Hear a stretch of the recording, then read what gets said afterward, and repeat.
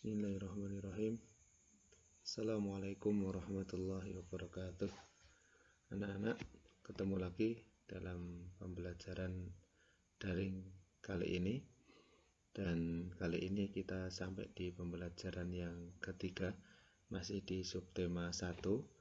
Nah, pada pembelajaran kali ini kita akan mempelajari tentang masih ide pokok gitu ya. Kemudian tentang letak geografis negara-negara ASEAN, dan yang terakhir adalah patung. Oke, untuk menyingkat waktu, langsung saja.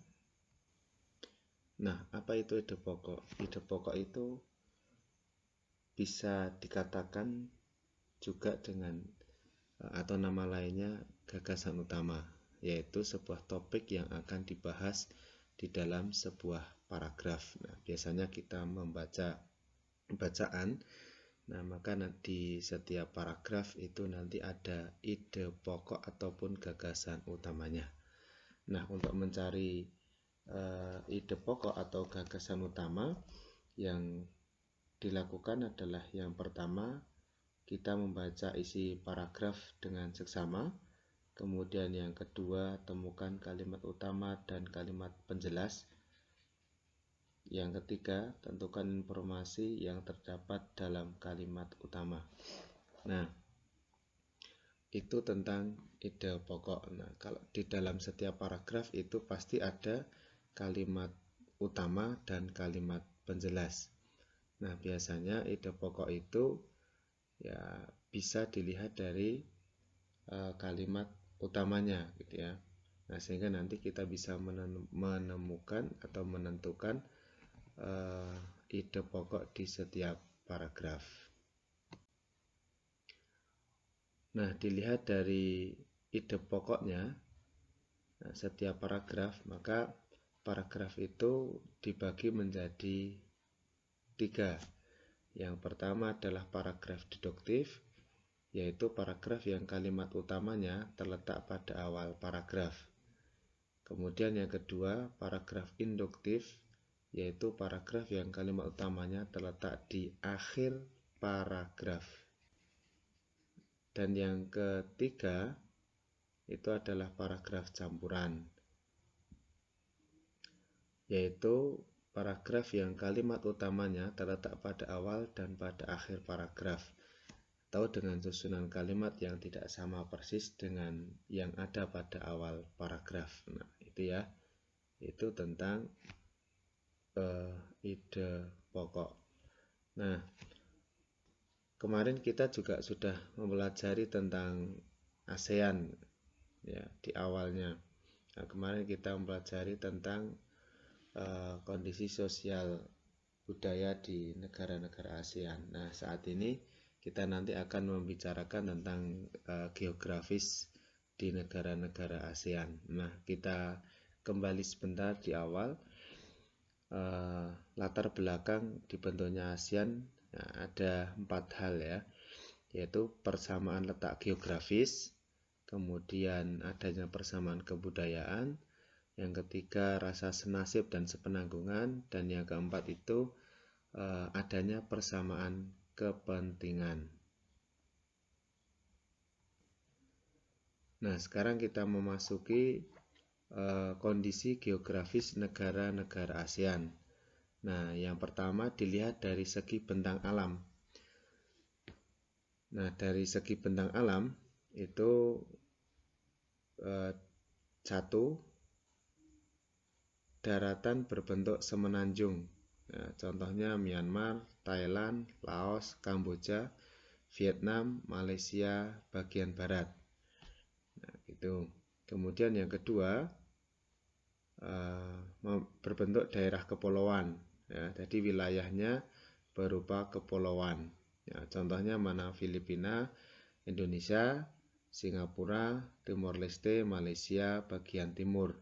Nah, contoh misal di Indonesia itu kan ada ribuan pulau, sehingga disebut dengan negara kepulauan. Yang ketiga itu dilihat dari segi letak, luas dan batas.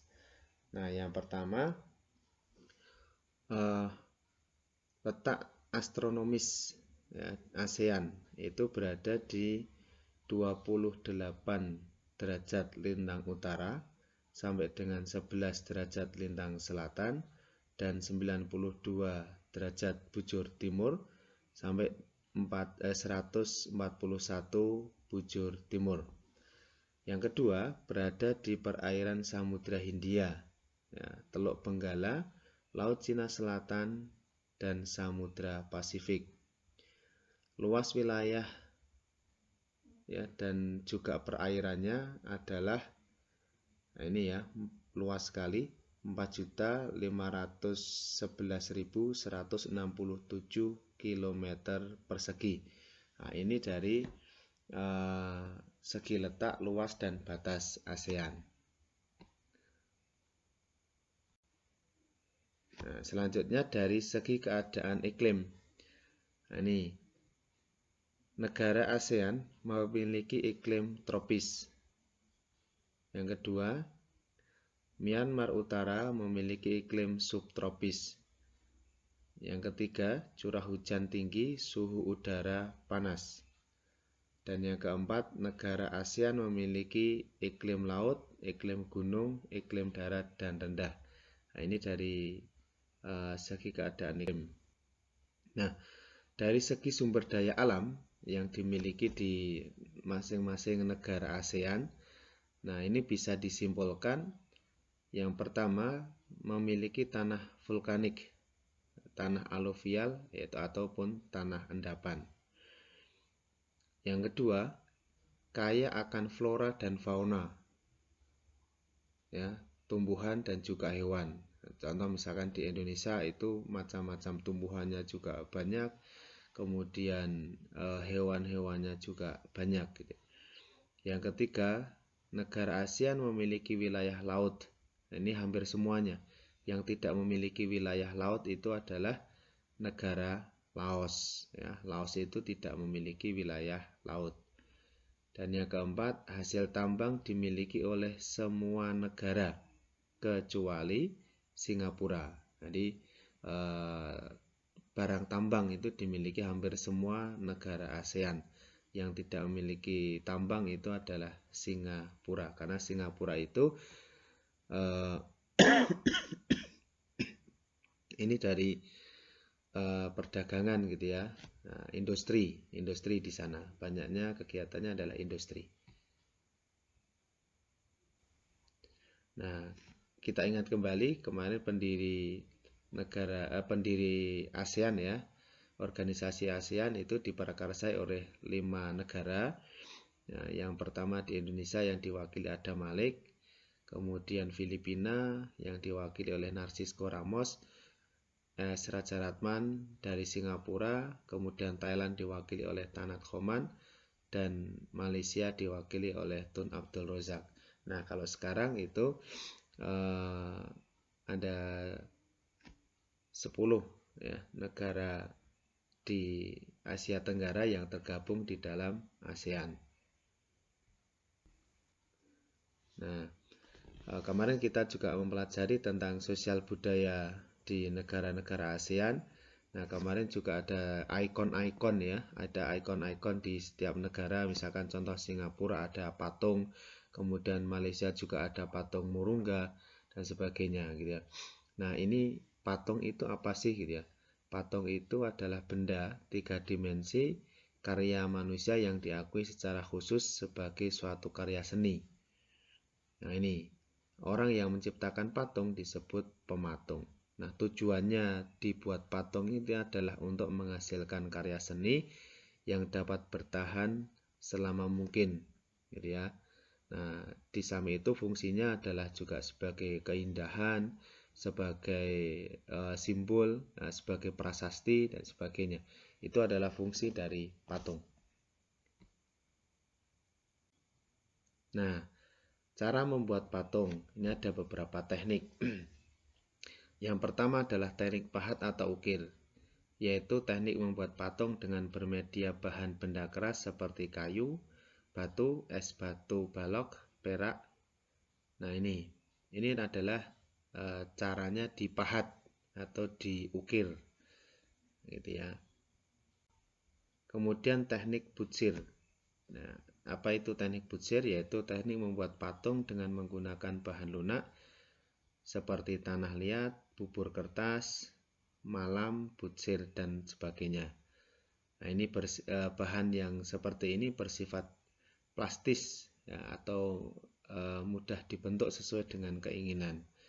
Nah, sedangkan bahan yang dapat dipakai dalam teknik ini antara lain tanah liat, plastisin, ya ini bubur kertas dan sejenisnya. Itu teknik butsir.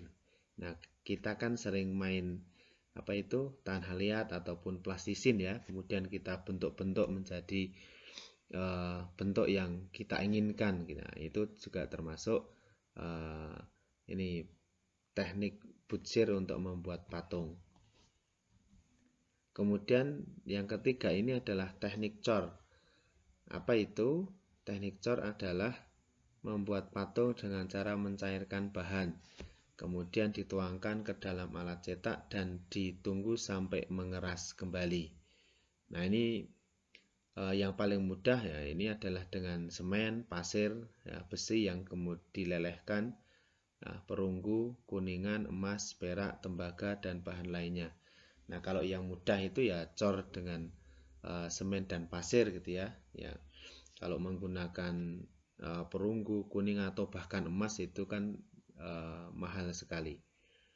Ya, dan kita banyak menemukan patung-patung yang mungkin dengan teknik cor gitu ya di sekitar kita itu kan ada. Nah, ini seperti contoh patung